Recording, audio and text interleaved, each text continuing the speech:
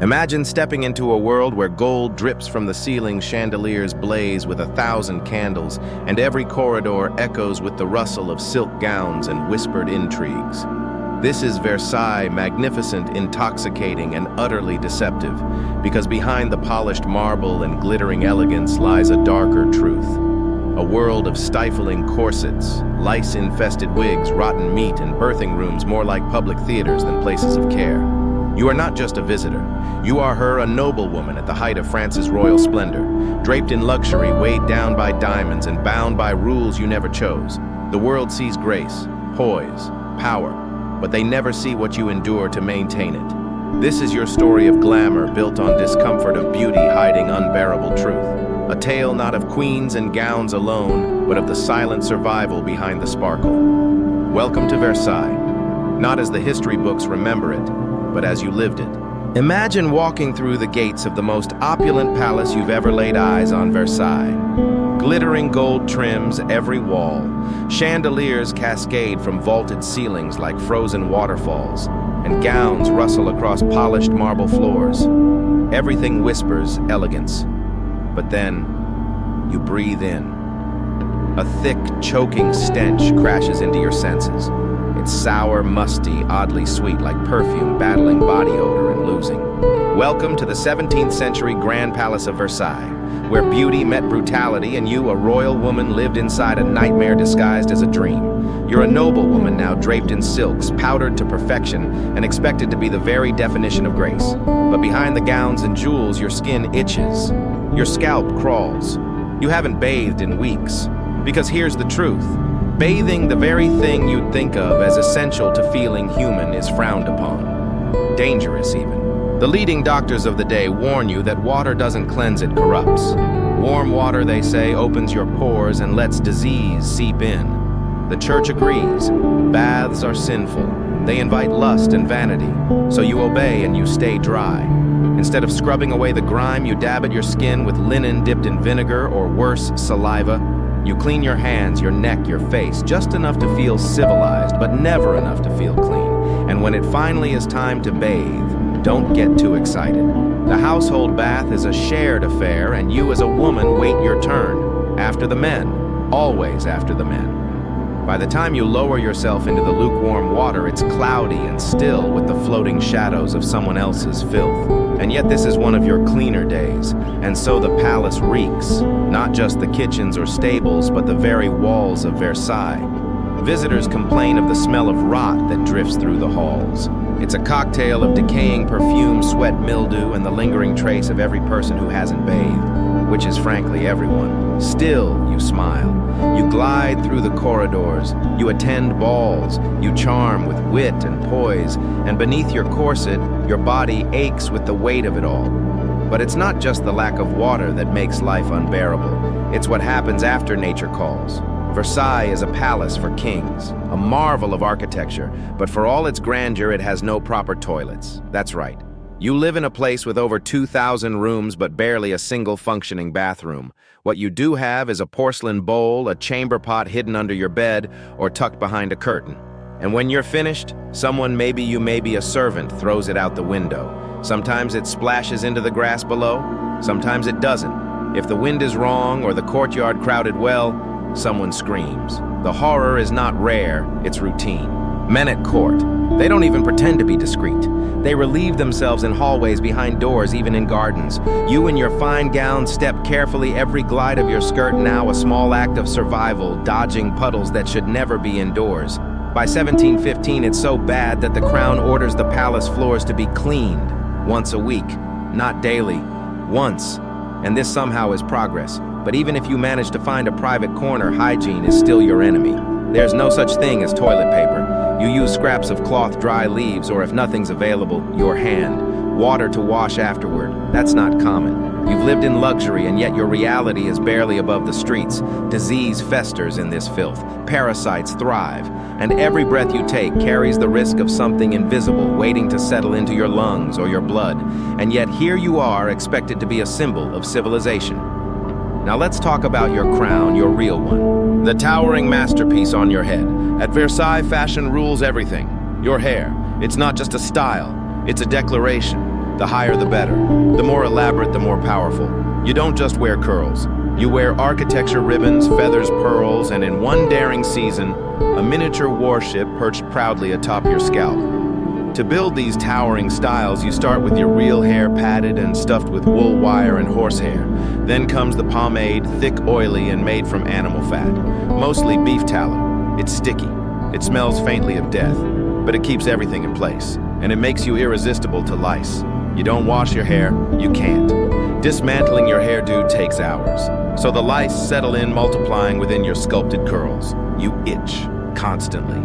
But you don't dare scratch, at least not with your fingers. Instead, you carry a long silver tool called a lice claw, delicately crafted, fashionably engraved. At dinner, you excuse yourself to discreetly scratch your head beneath the table. Everyone's doing it. No one talks about it. Some women wear their claws on necklaces, others hide them in their sleeves. You're expected to maintain this style no matter how badly your scalp burns, no matter how many insects live beneath your crown. And it's heavy. Some wigs weigh so much you develop chronic neck pain. Others are flammable. A single spark from a nearby candle and your head could go up in flames. You envy the poor sometimes. They shave their heads to escape the lice. No one expects them to carry a ship on their skull. But you're a noble woman. Your hair is your armor, even if it harbors an entire colony of insects. That's part one of your life at Versailles, a glittering hell of filth fire hazards and filmy bath water. When you're ready, I'll take you deeper into the kitchen, the banquet hall, and the most terrifying chamber of all, the royal birthing room. You're standing at the edge of a royal feast. The scent of roasted pheasants and buttered pastries floats through the air. Silver platters glisten under candlelight, and the table stretches farther than your eyes can see. This is Versailles at its most indulgent dinners, so elaborate they could feed a village for weeks. You lift a delicate fork preparing to take a bite, and yet you hesitate, because deep down you know this banquet is a beautiful lie. The kitchens hidden far behind the spectacle tell a very different story. Step into them and you're hit with another wave of that all-too-familiar Versailles stench. But this one is sharper, raw, sewage-spoiled meat, unwashed hands, and mildew. The palace's plumbing system, a disaster. Wastewater doesn't flow away. It often flows back. On more than one occasion, it surges up into the very kitchens where your food is prepared. Yes, sewage in the soup station. At one point, Queen Marie Antoinette's private kitchen was flooded with contaminated water. Even she, the Queen of France, couldn't escape the filth. And refrigeration doesn't exist. Ventilation poor, hygiene laughable. So when meat arrives at the kitchen door, it begins spoiling almost immediately. Vegetables wilt and rot in baskets. Fruit becomes home to flies. And rats, they're not rare intruders. They're regulars. Still, the meals must go on. The cooks do what they can, but sometimes that means masking the smell of decay with spices or perfumes. Dishes might be undercooked. They might be contaminated. And for you, a royal woman seated under the chandeliers, the danger is as real as the jewels on your wrists. After these meals come the symptoms quietly endured, never spoken of. Cramping, vomiting, diarrhea.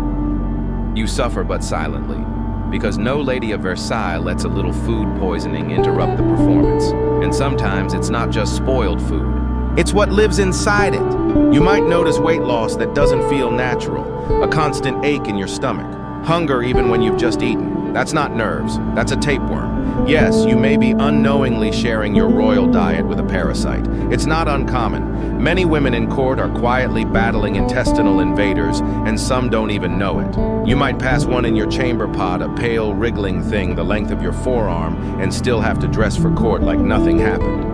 Even Louis XIV, the Sun King himself, wasn't spared. Stories say he once expelled a 6-inch tapeworm. If the King of France can't avoid these horrors, what hope do you have? Still you push through. You smile. You sip from gilded goblets and praise the feast.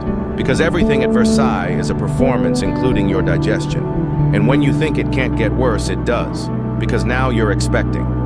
Being pregnant in the 17th century is hard enough. But here at court, it becomes something else entirely. Your womb is no longer just yours. It's public property. Your child is a political object, a symbol of alliance, power, and lineage. And when the time comes to give birth, you don't do it in private. No, your delivery becomes a state event. When your contractions begin, the chamber fills. Courtiers, noble women, priests, doctors, midwives, dozens of them crowd into your room. Not to help, not to comfort, but to witness. They need proof. Proof that the child is yours, that it wasn't swapped, that it's healthy, and most importantly, male, because if it isn't, whispers of scandal can spread like wildfire. When Queen Marie-Therese gave birth, the room was so crammed with observers, it felt more like a marketplace than a maternity ward. The heat was suffocating, the pressure unbearable. You may faint. Marie Antoinette did. The crowd didn't clear even as she collapsed. It was too important to see. There is no anesthesia, no antibiotics, no concept of germs. Your doctor may not have washed his hands since treating someone with smallpox. The tools barely clean, and the pain. It's beyond anything you've ever imagined, but you can't scream, not too loudly. That's unbecoming. You can't show fear. That would undermine your strength.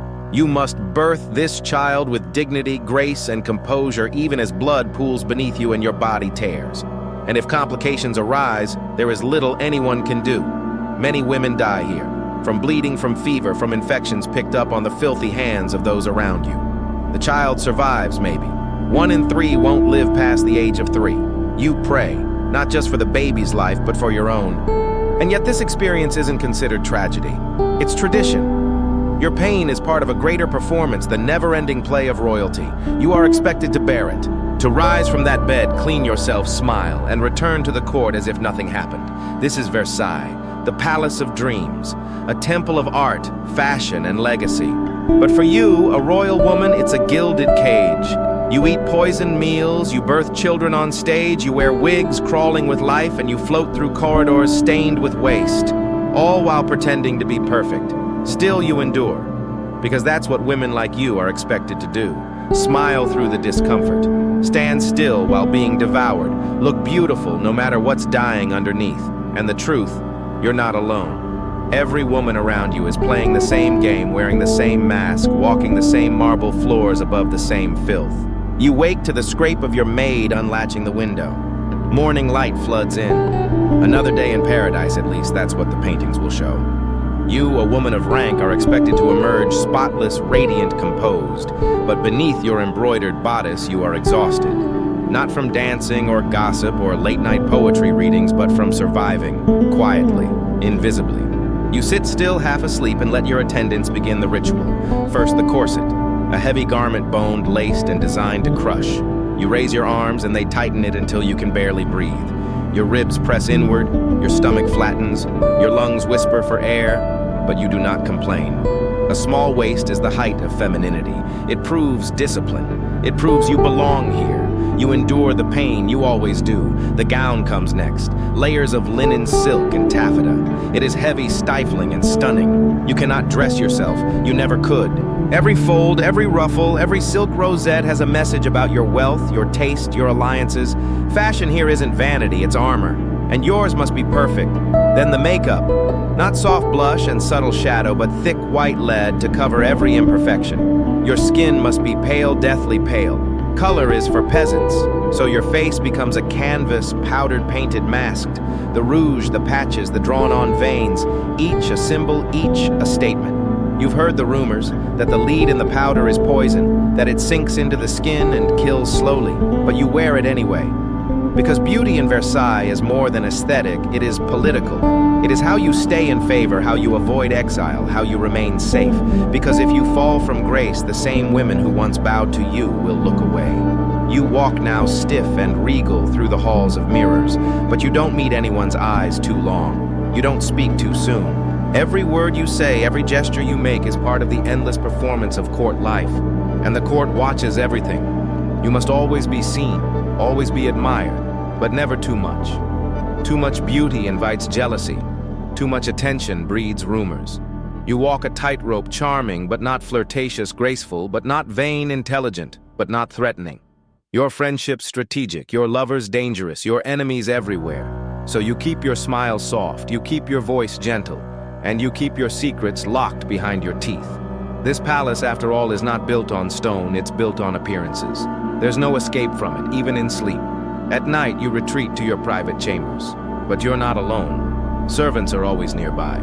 Your bed may be grand, but it's never just yours. Sometimes the king may visit, or someone else may be sent. You don't choose, you oblige. Because here, even your body is political. The gossip of your bedroom, the outcome of your pregnancies, the flirtation in your glances, all of it fuels Versailles. Your identity is not just yours. It is public property dissected daily in whispers and looks. You long for silence, for stillness, but silence itself is suspicious. Even when you cry, you do it with dignity. You hide the blotchiness. You reapply your powder. No one must see the raw woman beneath the silk and satin. She is too human for this place, and still you continue, because you must. Your children, if they survive, will one day face this same palace. Your daughters will be painted and pinned. Your sons will be measured and tested. You can't protect them. You can only teach them the rules. Rules like never turn your back to someone of higher rank. Always bow at the right angle. Dress one step ahead of fashion, but never two. Speak less than you know and know more than you say. These are the rules that have kept you alive. Because Versailles isn't just a palace, it's a court of knives, each one hidden behind a smile. So why do you stay? Because there is nowhere else to go. Outside these walls, there is poverty, instability, chaos. Here at least you have a room, a title, a purpose. You may itch under your wig bleed and your corset vomit from tainted food, but you are someone here. And sometimes that illusion is worth more than freedom. Because if you leave, they will forget you. Or worse, they'll remember you as the one who fell. So you endure, you survive, and history will paint your portrait as graceful, elegant, powerful. They will admire your gowns. They will marvel at your jewels. They will whisper about your romances and your influence. But they will never know the smell. They will never feel the weight of the fabric. They will never hear the quiet gasps beneath your corset, or the scratch of your lice claw, or the ache of giving birth in front of 50 strangers. They will never know what it cost. But now you do. Now you've seen Versailles, not the fantasy, but the truth. The filth behind the fragrance, the pain beneath the poise. The women who wore crowns and corsets and bore it all without ever letting the world see them break. Because behind every portrait of a royal woman is not just elegance, there's endurance, and that more than jewels or gowns or powdered wigs is what truly held Versailles together.